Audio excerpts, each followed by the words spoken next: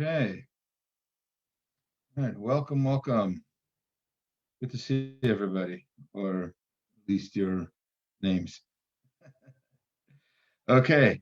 Morning.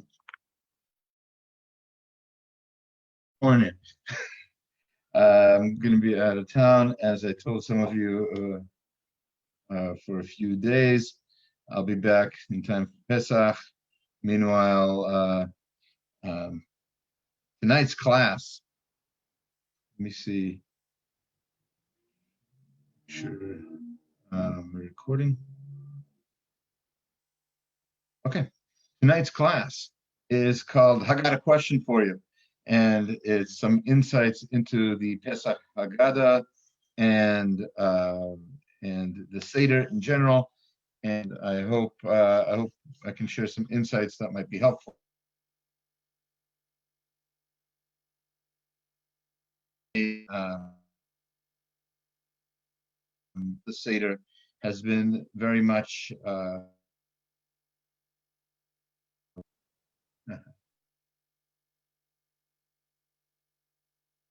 Seder is a little bit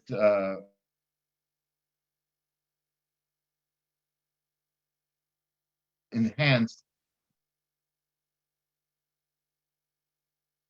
by the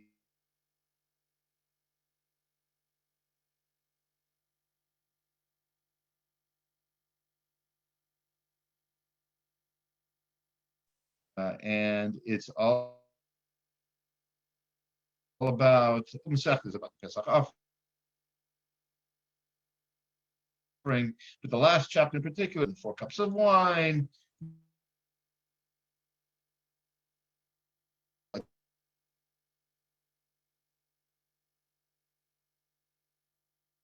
Um,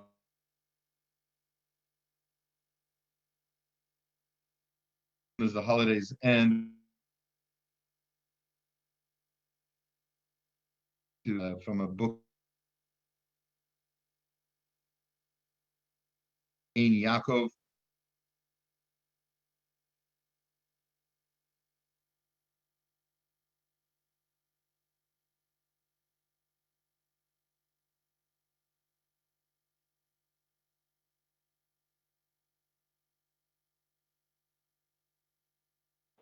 Rabbi, you're breaking up.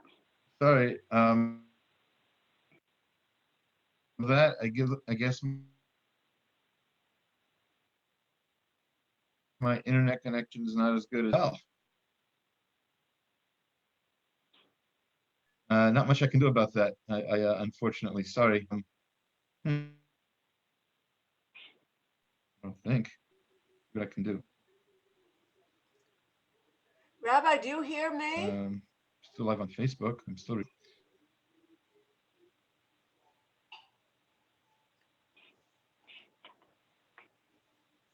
Can you hear me okay? Now, yes.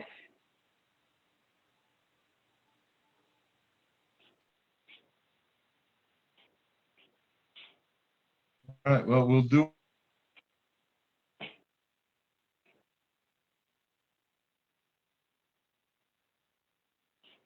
Anyway, so as I was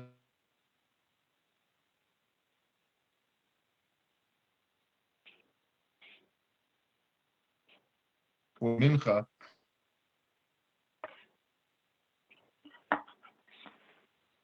for men.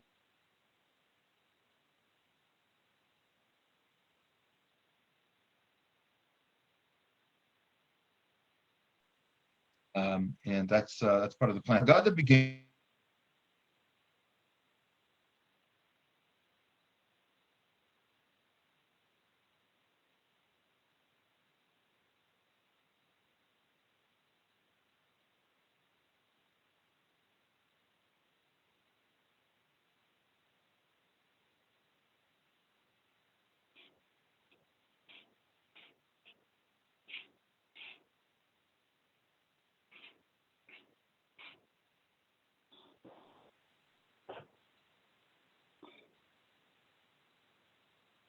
With Kadesh or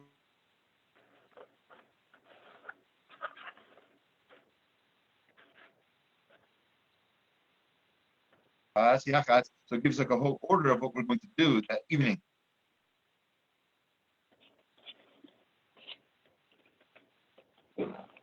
As I've said a few years ago when I led.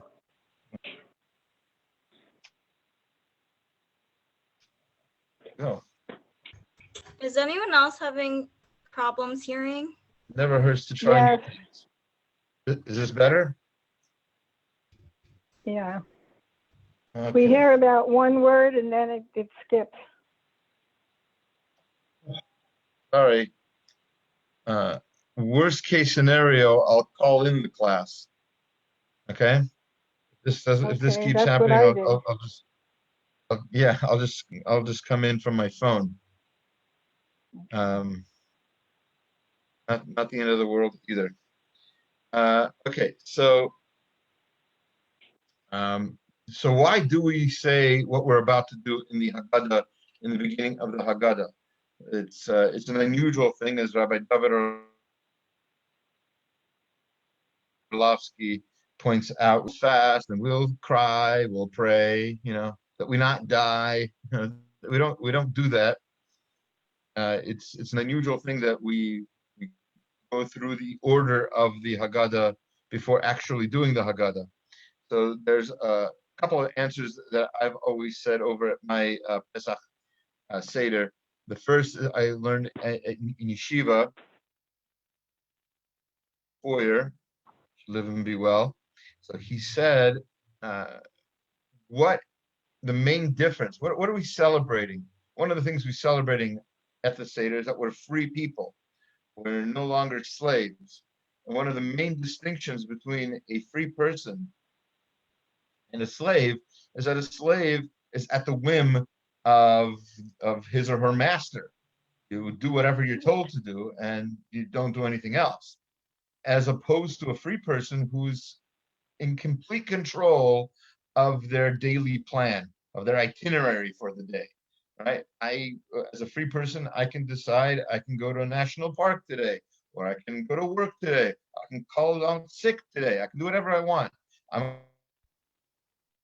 That's not true about a slave. So what we do when we start the Seder is we're saying, this is what I'm going to do. This is my decision. I'm choosing to do these things. Kadesh, Urchatz, Karpas Yachatz, etc. That's one answer. Rabbi David Orlovsky has his own answer, and it's similar, but it's also a very beautiful answer. But it changes this answer is going to possibly change, for better or for worse. It might change your entire Seder. Because what he says is this step-by-step process of what we're doing is really an indication of where we're headed. Just like when you print out or when you give somebody directions somewhere, you go, step 1, you do this. Step 2, you do this. But all of 1 is step 2 and step 3, you get to step 15. It's true. But step 15 is the main step, right? That's your destination. You're headed somewhere. Yes, sometimes it's about the journey as well as it's about the destination. It's about the trip along with where you're going. But the focus is where you're going. And if that's true, then the goal of the Pesach Seder is to get to Nirtzah, to get to the end. That part where everybody's leaving or cleaning up or passing out and falling asleep, that part where everybody's singing all kinds of weird Aramaic songs or Uncle Moshe songs or whatever, that's it.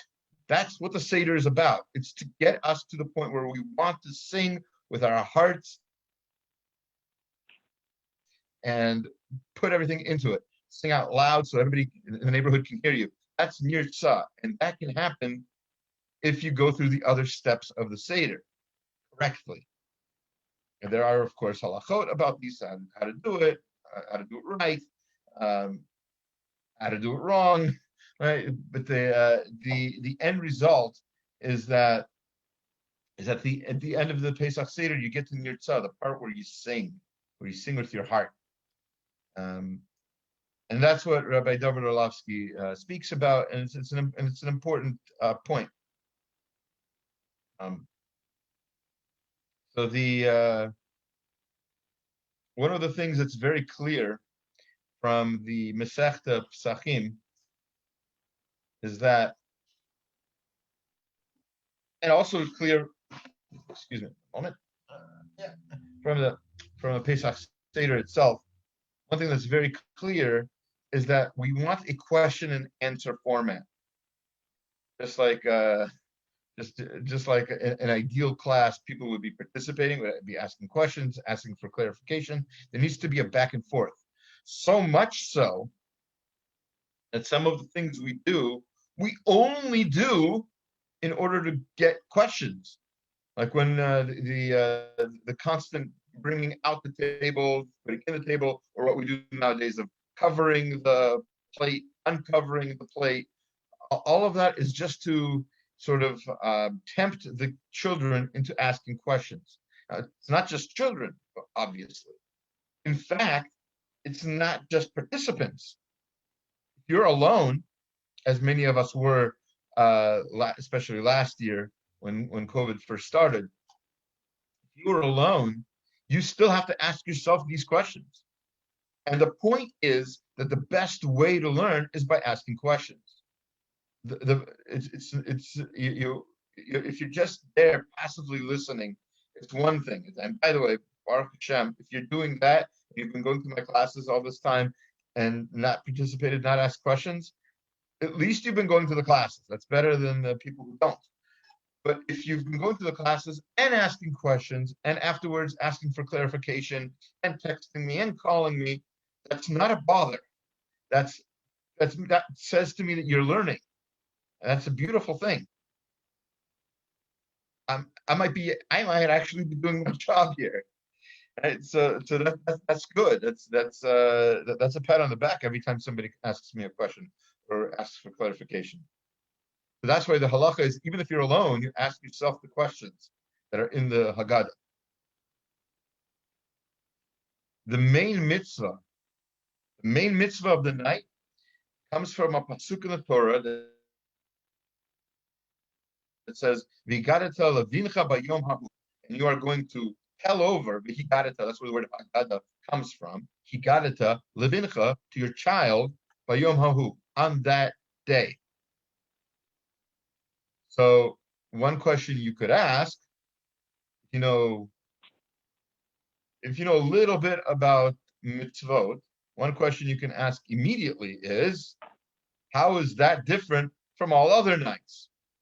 What do I mean? There's always a mitzvah to recount the Exodus from Egypt. There's a daily mitzvah. That's one of the reasons why we say Shema, at least why we read the third paragraph of Shema that mentions the Exodus from Egypt, because there's a daily mitzvah that all of us have to remember the Exodus from Egypt.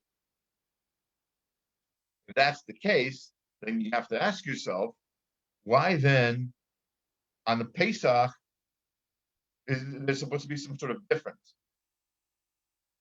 So the simple answer to that question, that's not so simple. Reb Chaim Brisker, Reb Chaim Soloveitchik, there's actually three differences. Sorry, just a moment. Oh, I'm giving a class. Okay. Sorry. That doesn't usually happen. I thought it was an emergency. Okay. So Reb Chaim Brisker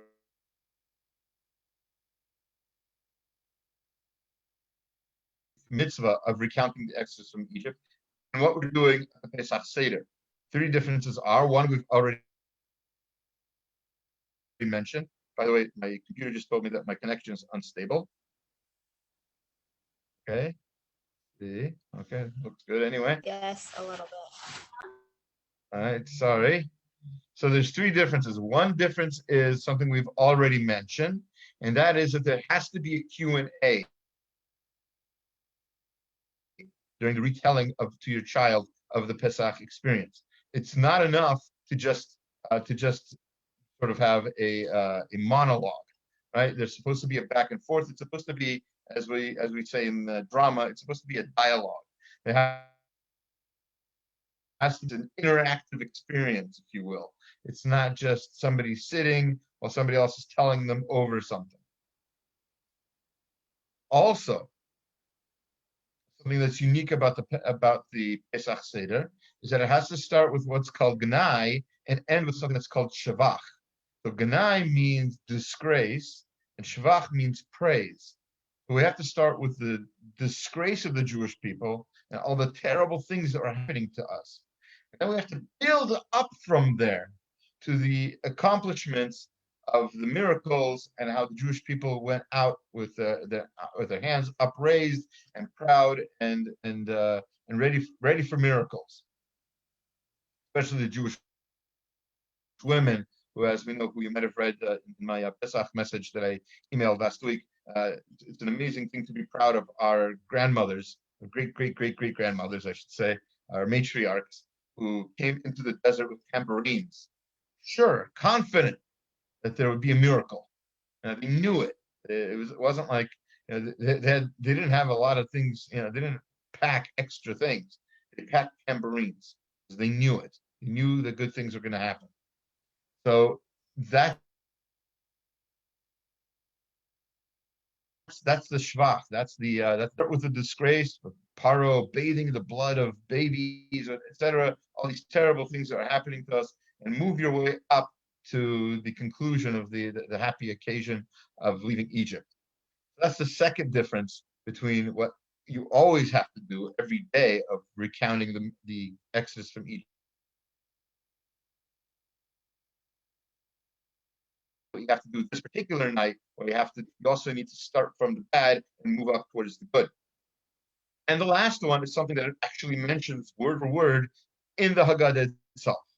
I think Rabbi Gamliel says, to fulfill the mitzvah, you have to do it in front of matzah, maror, and the Pesach offering. And you have to talk about those things. It's not just enough to have them in front of you. You actually have to mention them. So it's there isn't really, we don't have experience, I'm assuming, with the Pesach offering, so there isn't really very much to talk about. Hopefully that'll change, God willing, if I plan out my Shabbat Hagadol drasha well enough to talk about that as planned.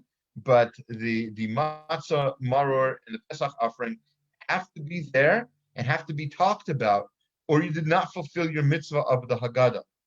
We actually say that in the Haggadah. You have not done anything. You might have fulfilled your daily obligation of recounting the Exodus, but without the matzah, maror, and Pesach offering there, you have not fulfilled the mitzvah. And of course, we don't have the Pesach offering there, unfortunately, not yet, but we do have some sort of symbolic representation of it. And we'll talk about that. In fact, let's talk about it now. We have a number of foods on the ka'ara, on the Pesach plate. There are different customs about what you have to have there. And these customs are not new. And the discussion is actually not new. The Talmud, as I was saying before, in Psachim, in the last parak, discuss one of the things that it says you have to have on the plate is shank bone, and other food is not clear in the Talmud. There are different opinions.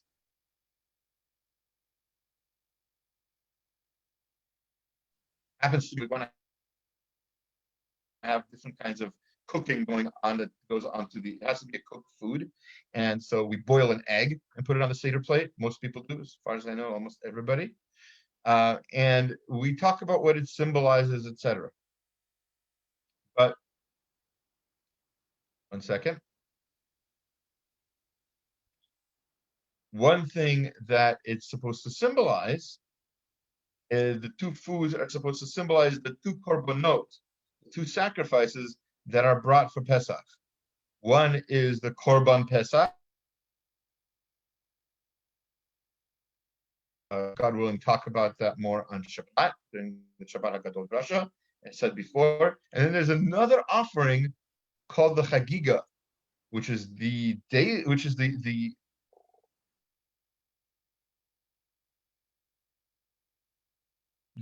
sacrifice that's given on every Hag because of the Chagiga, the festive offering that's brought and is eaten. And the Chagiga was brought on every holiday and on Pesach, except for, ironically or coincidentally, whatever you want to call it, except for on a year when Pesach would fall out on the same day as it is this year, and when it's Motzei Shabbat, you can't bring the Chagiga because the Chagiga had to have been slaughtered on Shabbat. And you can't slaughter a Chagiga on Shabbat, so therefore we didn't bring it. The Pesach offering could be slaughtered on Shabbat. And the Gemara talks about what the difference is and how they're different, etc., etc. But the offering was brought on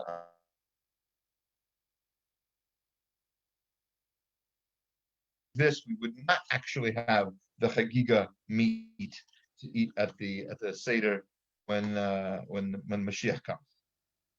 But it's an interesting thing. So like I said, there's two foods.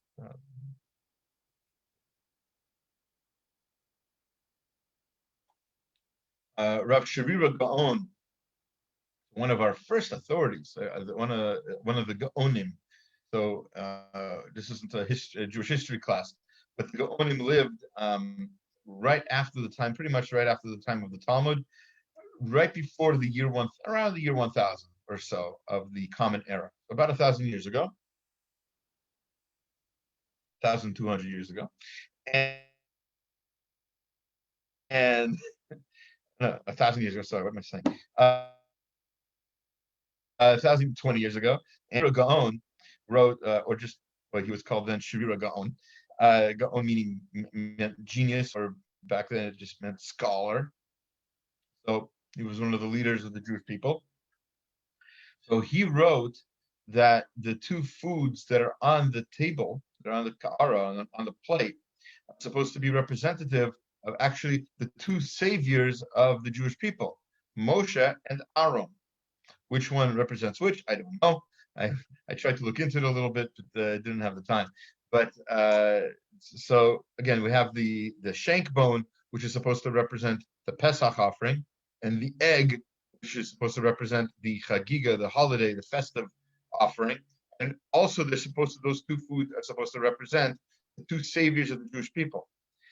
You might ask yourself, what two saviors? There are three saviors of the Jewish people.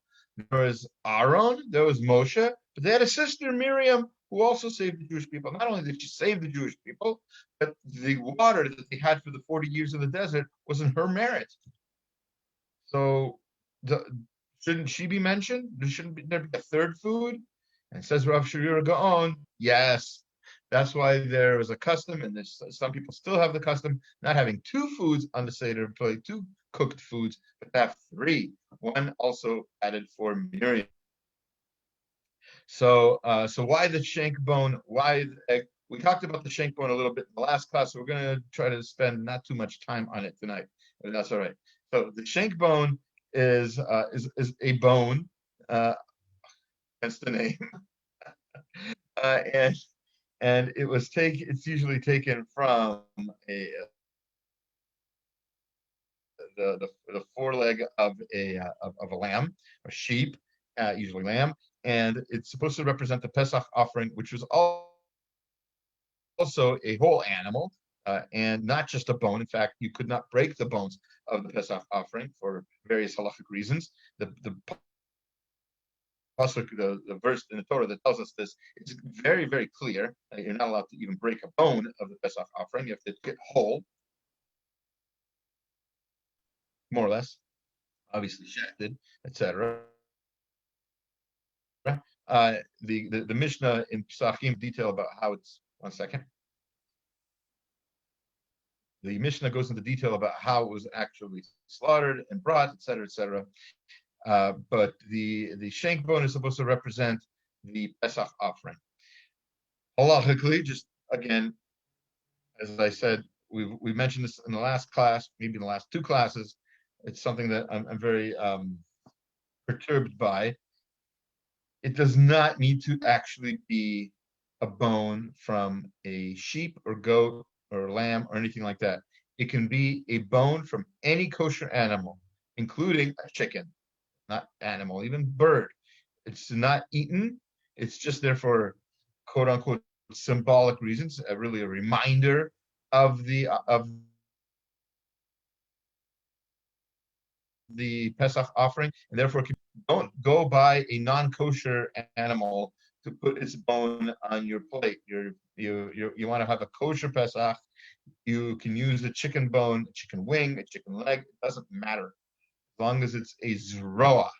Zroa is Hebrew for bone, not specific to any kind of animal. So go ahead and get yourself a bone. Throw yourself a bone and put it on your plate. And remember, no one's eating it, so it doesn't matter how well spiced it is. Don't spend too much time worrying about it. It's a cooked bone. And we have an egg. So why an egg? That's kind of interesting. So this egg is supposed to represent the chagiga, but it's not even an animal. It's not even meat. It's an egg. It's arv. So why do we use an egg? So an egg generally represents mourning. If you recall, the mourner eats an egg after somebody passes away. A Tisha B'Av, we eat an egg. It's a Suda HaMafseket, the last meal before the fast, we eat an egg. So an egg really represents mourning more than anything else. And one of the reasons for that, amongst other things, is because life is circular, right? An egg is spherical as well, and life begins and ends, and it's not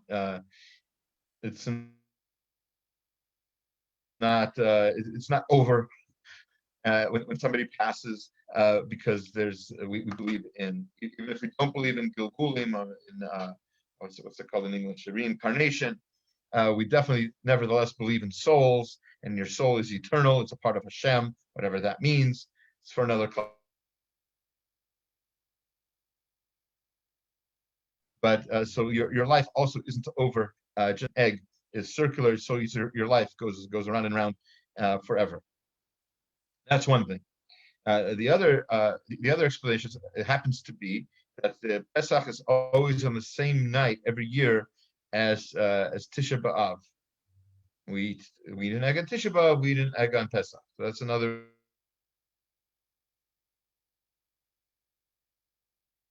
And another explanation, also very similar.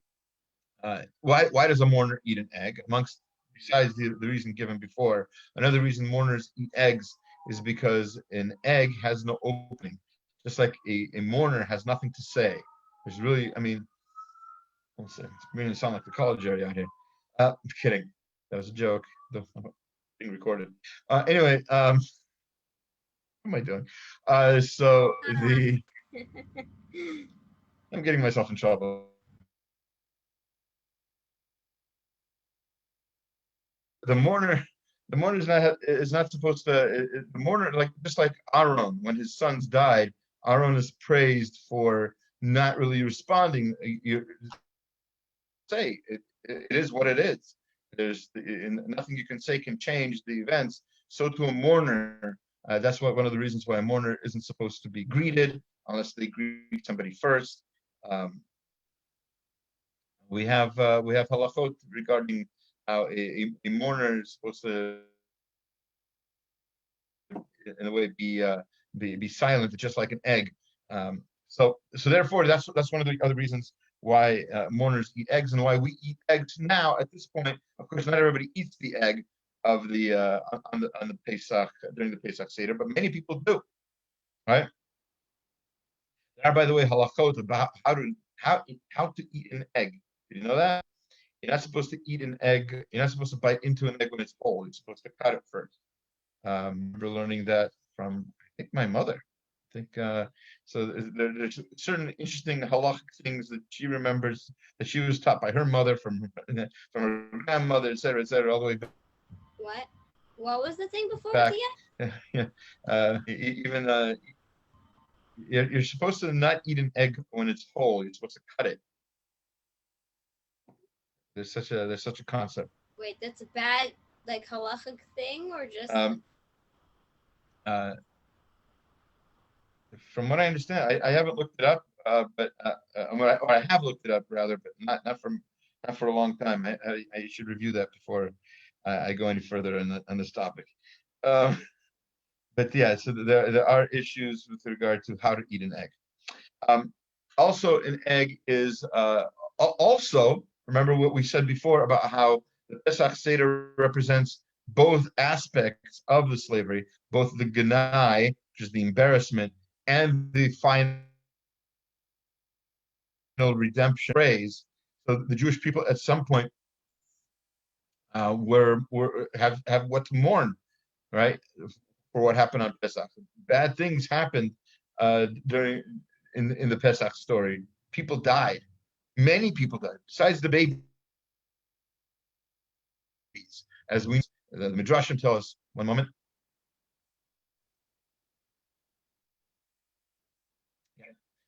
Midrashim tell us that 4/5 died in in the darkness. That's a lot of people.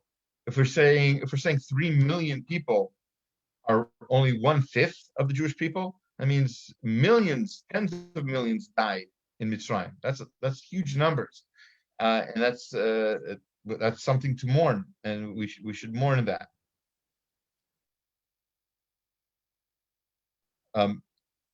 Let's go on a little bit further from the Kara for a moment. Let's talk about the wine, shall we?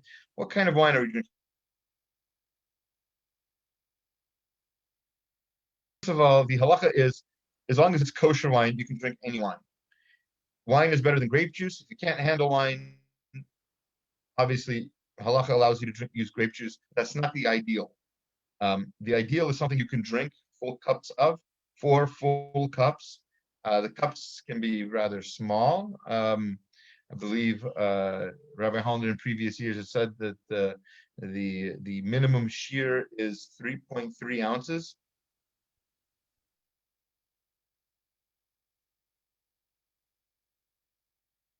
That's how much you have to. That's how much you have to. Really, you have to drink the majority of the cup, except for maybe the first time with the kiddush. But regardless, it's not very much wine.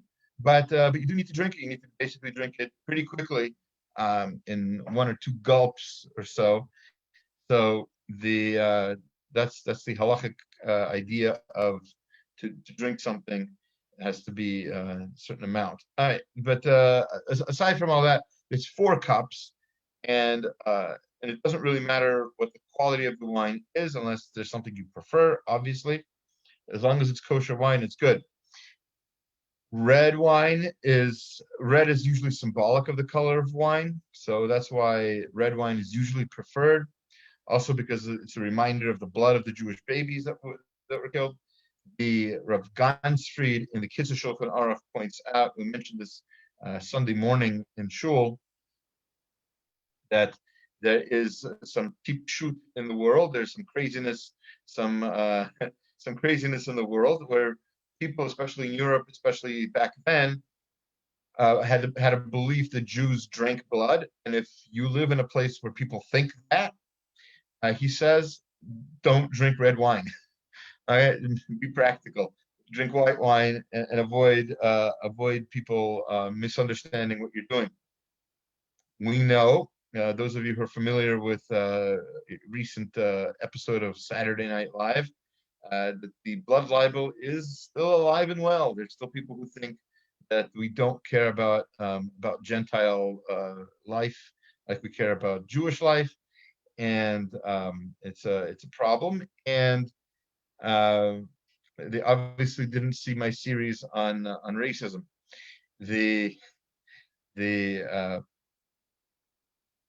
for sure, I'm not saying halachically you need to. I mean, we're not really worried about people walking into our house and trying to interpret what we do with our wine.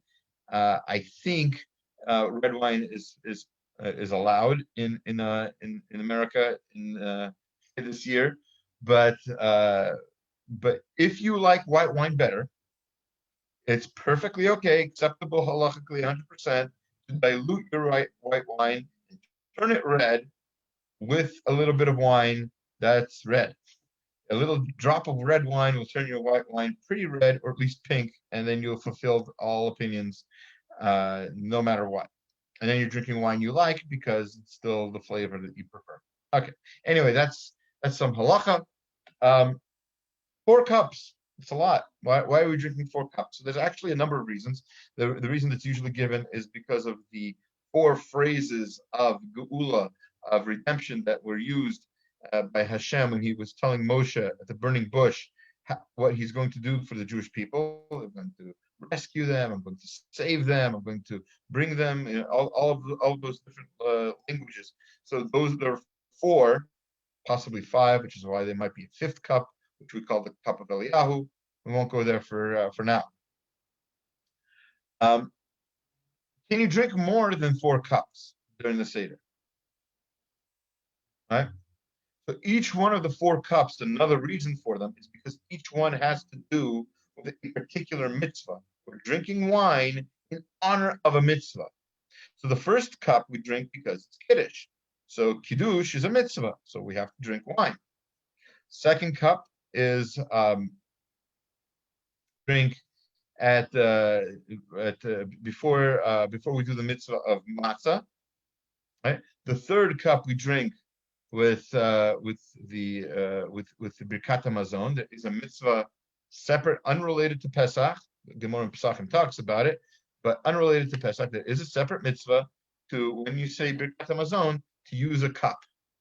So this is, as some of you know, it seems to have gone out of fashion in certain communities, but in other communities, people say Birkat Hamazon with a cup if they're saying Birkat Hamazon alone, or if they have a mezumin, or if they have a minyan, or if they have 100 people. It doesn't matter. They're always saying Birkat Hamazon with a cup, and then they say Hagafen after the Birkat Hamazon. That's a halacha, not related to Pesach necessarily. Happens to be at the Seder, we say Birkat Hamazon. So after Birkat Hamazon, we're going to say Hagafen on the cup. And that's the third cup. And the fourth cup is at the very, very end of the Seder, right before Nirtza, where we drink the fourth cup and then we start singing, which is, as I said before, according to Rabbi David Orlovsky, the point of the Seder. That's what we're aiming towards that point where we can drink and we're so happy that we bust out in song. That's the idea. Now, what about a 5th cup? Can you drink more than that 4th cup? Can you decide to drink a 5th cup, a 6th cup? Let's say you have to drink a 5th cup. How can you have to? Interesting question. So Rav Elyashiv was once asked a halacha question. Somebody said Birkat Hamazon, and in Birkat Hamazon, and then they drank their 3rd cup. Then they said, "Oops, I said Birkat Hamazon, and I was so spaced out from overeating the Afikoman. I was so spaced out that I forgot to say Yala V'Yavo." Halacha is that if you said Birkat Hamazon and you had to say Yala V'Yavo, in other words, it's one of the meals that you had to eat, and the Seder Suda is something you have to eat. If you said Birkat Hamazon and didn't say Yala V'Yavo, what do you have to do? You have to say Birkat Hamazon over again, from the beginning, from Shir HaMalot, all the way back. The whole thing, all over again. So if that's the case, he was asked, Rav Elyashiv, Zecher Tzedek Livracha, what do I do about the 3rd cup? I drank it already. Do I drink another 3rd cup? In other words, a 4th cup? And then the 4th cup becomes the 5th cup? Do I do that? What do I do? So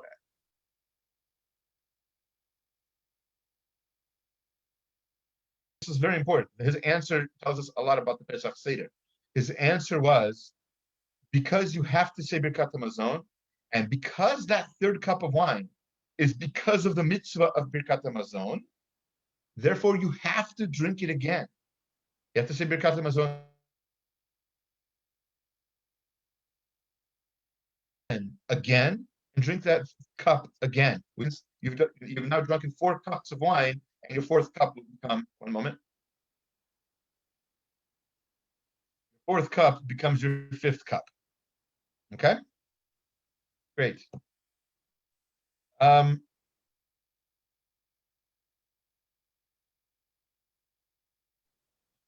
very interesting mitzvah we have.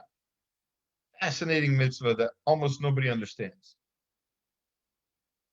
Part of the Pesach Seder, we eat something called Kharoset. Some of you are very proud of your Kharoset recipes. But interestingly enough, you might not know what the Gemara has to say about it. In Psachim, on 116, look it up. Where's the beginning?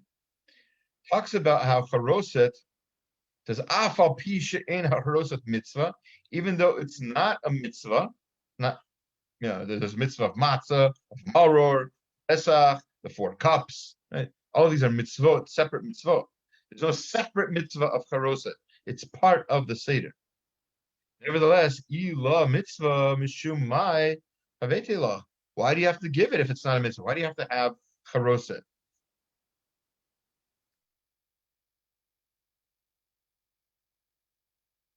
So answer is Ram Kafa. What's Kafa? So according to Kafa is Kharoset is supposed to be something that you dip your lettuce into, because your lettuce, by the way, I'm saying lettuce, but really it's any kind of whatever you're eating for your maror. I'm saying lettuce because the Gemara earlier said that actually the ideal maror is lettuce, as it continues to say. Kappa de chasa. Chasa is lettuce, romaine lettuce.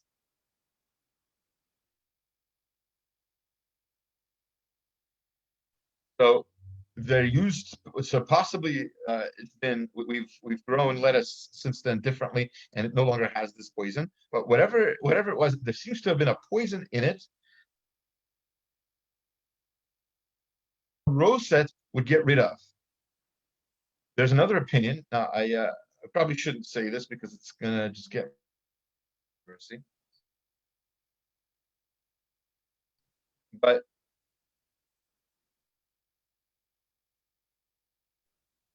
let's so the Rabbeinu Hananel, which is one of the early Gemara, also the Ben Ish Chai, they both said a similar thing about why we don't eat lettuce as maror very much anymore. Some people do, I do. Some people don't. Some people prefer horseradish or whatever. I don't. But irrelevant what I do, what I don't do. So Rabbeinu Hananel and others as well,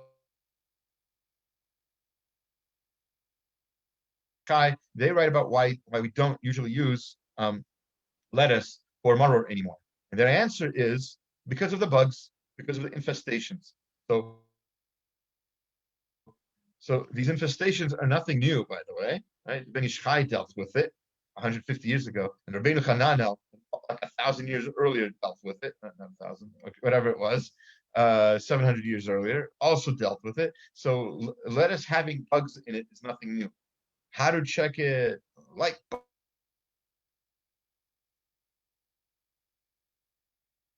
other things, all of that is new, not necessary. I'm not going to get into it now. Certainly, the Chazal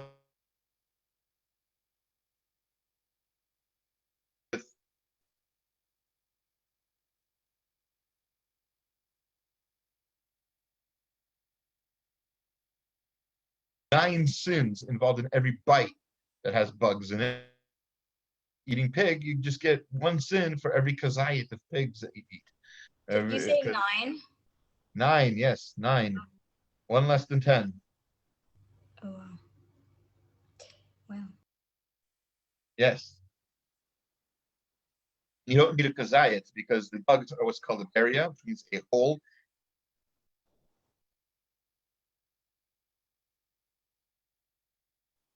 and et cetera, et cetera. If it's dead, that's one less sin, but that's still 8 on them.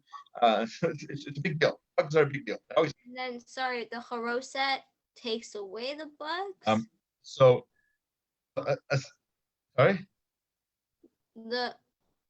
Wait, by dipping the lettuce into the Kharoset, it causes What's what that? again? Insects. Insectos. Lettuce. Lettuce has No. bugs, has always had bugs, apparently. Yes. According to Rabbeinu. Yeah. What? Yes, I know. I've been checking, and I see lots. Yeah, not good. No, I was saying like dip. Weren't you talking about dipping the lettuce into the Kharoset? Like the Kharoset is used for a certain purpose. Never mind. And your question, because I didn't catch almost any of that. We're back at it now. All right. I thought it was a good neighborhood.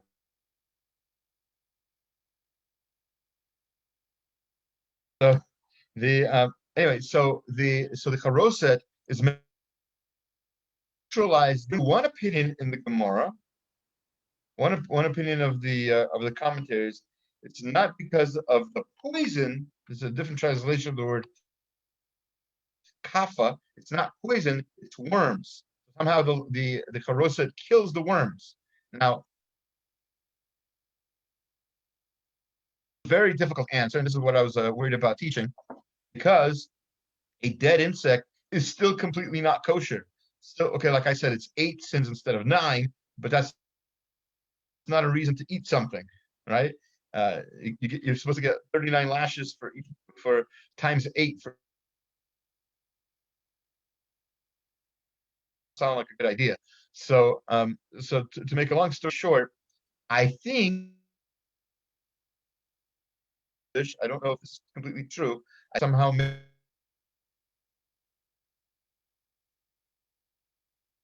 not like magically, but basically dissolve, right, to the point where they're not bugs anymore. They're the dust of bugs, right? They're not they're avak bugs, right? So in which case they would theoretically be edible, just like bees. Parts of a bee inside honey is not a halachic issue. The same thing. The parts of a bug that were in the lettuce, once they're dissolved, wouldn't be considered bugs anymore. All right, that's a chiddush. I don't know if it's true. Don't quote me on that. But that's the idea of Kharoset. It's not for flavor, which is why. What do we do when we dip the whatever our maror is into Kharoset? We shake it off. So some people kind of like pretend to shake it off, like that's not shaking it off. You're not supposed to eat the Kharoset. It's supposed to just be there. And by the way,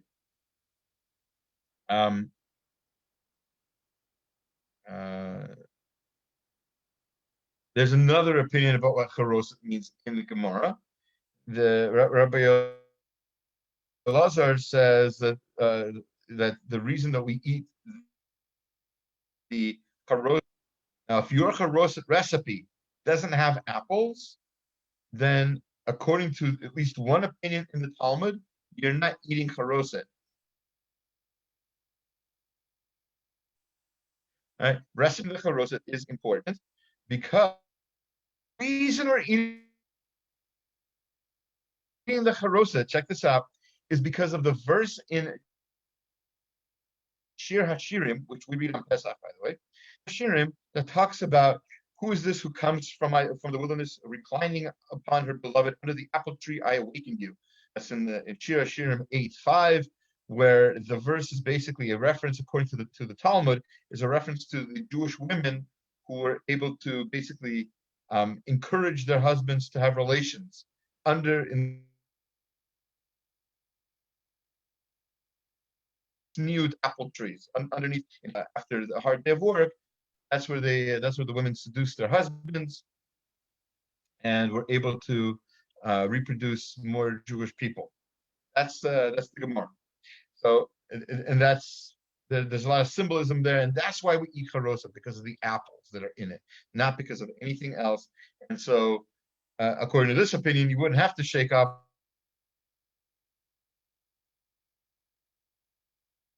because it has nothing to do with poison or anything else. So that's why those are two practices that we do in the Seder, not just to encourage questions. One moment. So perhaps we do it just to encourage more questions.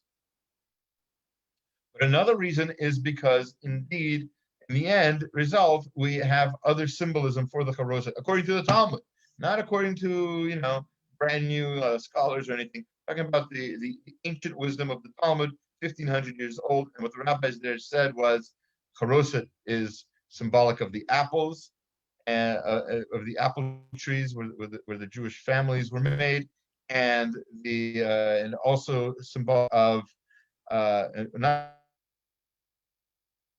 symbolic, but literally a cure for whatever poison lettuce, some effects of eating lettuce are. Okay, so what else do we have time for? We barely got into the Seder. This is going to be a long Seder, guys.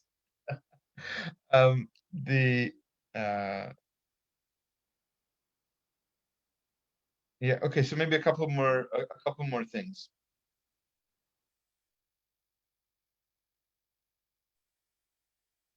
We lift one of the cups, the cup that's going to be. We lift it up at a point when we might be using the Shweki tune, if you know it well, but we sing V'hi Shi'amda, V'hi Shi'amda. Right? So why are we holding up the cup? We're saying this is the thing that's kept us alive. Are we saying the cup is the thing that's kept us alive? So I'll give you three answers. One comes from Rav Moshe Wolfson, and he says we don't know. We don't know why we do it. But one important thing is my father did it, and his father did it, and his father's father's father's father did it. And one of the things we want to really bring into the minds of our children, it's because it's always been done this way. That doesn't mean you shouldn't investigate and try to learn reasons for it. We're about to see other reasons. But at least one thing is important. Our Judaism has been kept alive by people who were not necessarily book smart. Okay, who didn't open up a Gemara and Pesachim and finish Pesachim with Daf Yomi. You don't. That's not that's not the only thing that's kept Judaism alive. One thing that's kept Judaism alive is our persistence in doing things the way our ancestors have done it. And that's an important thing. We stick to these things, even if we don't understand them. And again, if you know me, I'm not telling you. It can be taken out of context. I don't want you to only do things just because of Orlovsky, who I quoted earlier. He often says people do things because people do things because that's how people do things. Right? That's not a reason to do things that same way over and over again. You should try to learn things in order to make Judaism come alive and be meaningful to you. For sure. But if you don't know, that doesn't mean you don't do it. We do things sometimes without knowing why, and that's also important to keep doing it. Rav Moshe Meir Weiss says it's an interesting thing. We're hungry at this point. It's been a while since we've eaten.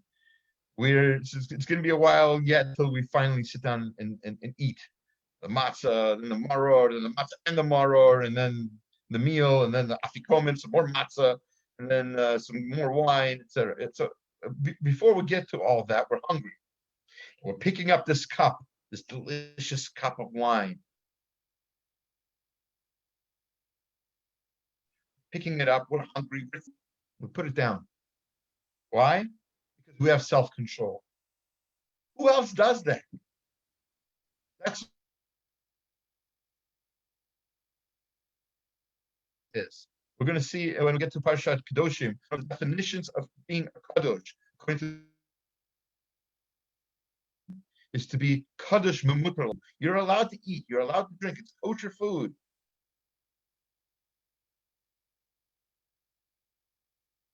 Have some self-control. Self-control is what Chava didn't have when they eat from the tree. One moment.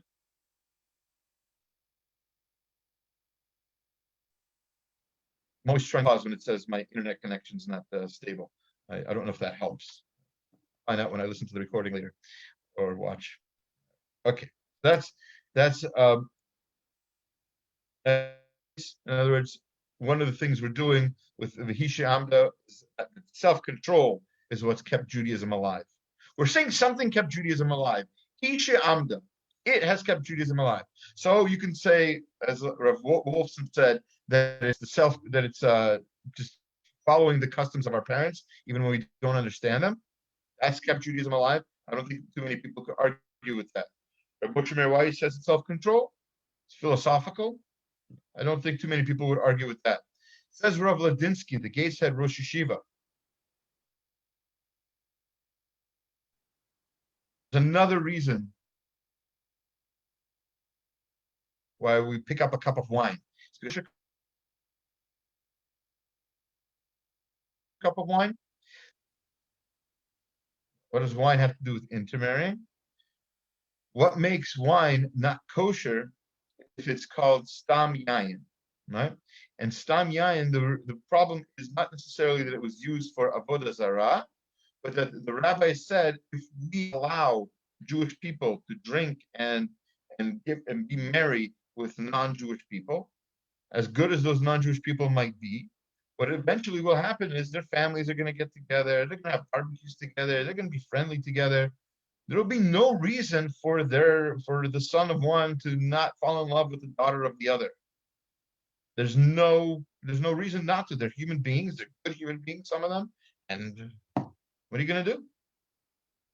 To avoid that possibility, to avoid intermarriage, the rabbis came up with a takana, a rule, that we don't drink non-kosher wine. We don't drink Gentile wine. This possibly saved Judaism also, because aside from obviously there were nations that had anti-assimilation rules built into their medieval structure. But aside from that, in those countries where we liberated more or less,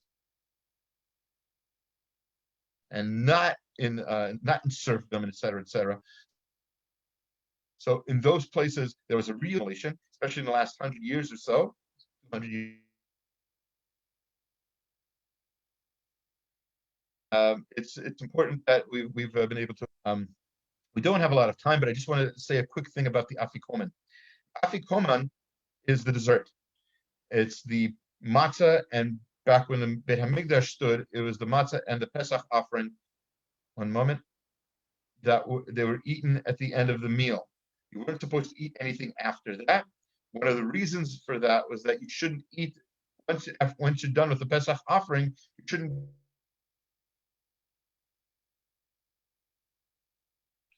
Afikoman, the rabbi said, has to be eaten by midnight, by Chatzot, which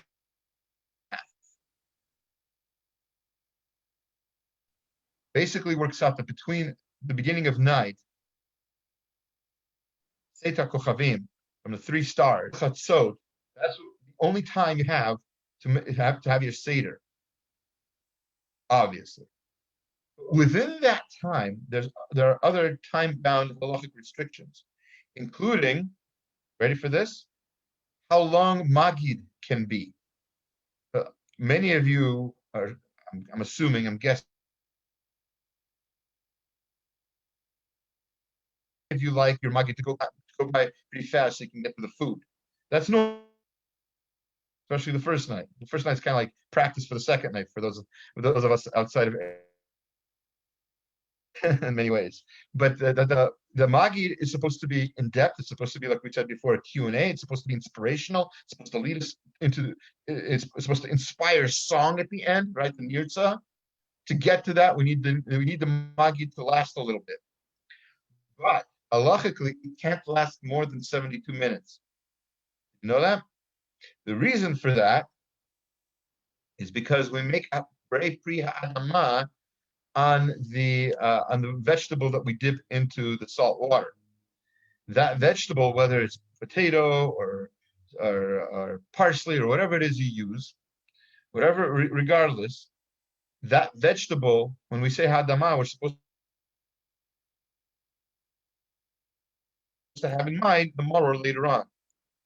A bracha to work for food you're eating later on, you have to eat that food within 72 minutes. So the magid has to be between that hadama, between karpas and between maror, has to be at most 72 minutes. So you have to have your magid last that long at most.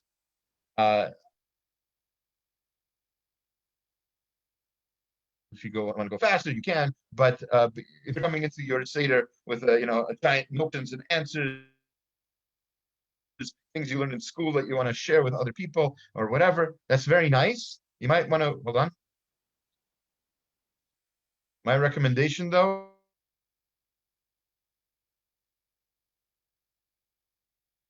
meal or for the day holiday, plenty of time to share your beautiful Divrei Torah then. So that's what I have on the Haggada, on the Seder this year. God willing, we'll all have a Chag Kosher V'Sameach. Wednesday night, 7:15, we'll have a Parsha class. Yes, I know it's crazy, but if you don't want to, if you want to listen while you're cleaning, while you're cooking, whatever it is you're doing, I don't mind. That's going to be at 7:15 on Wednesday. For those of you who are male or have somebody male in the an adult who you can kick out of, fortunately, but the shul is going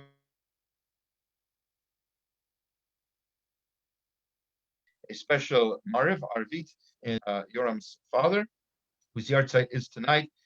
Amram ben Mordechai HaKohen, his neshama should have an aliyah. Right. With that, I wish everyone. I'm going to end the live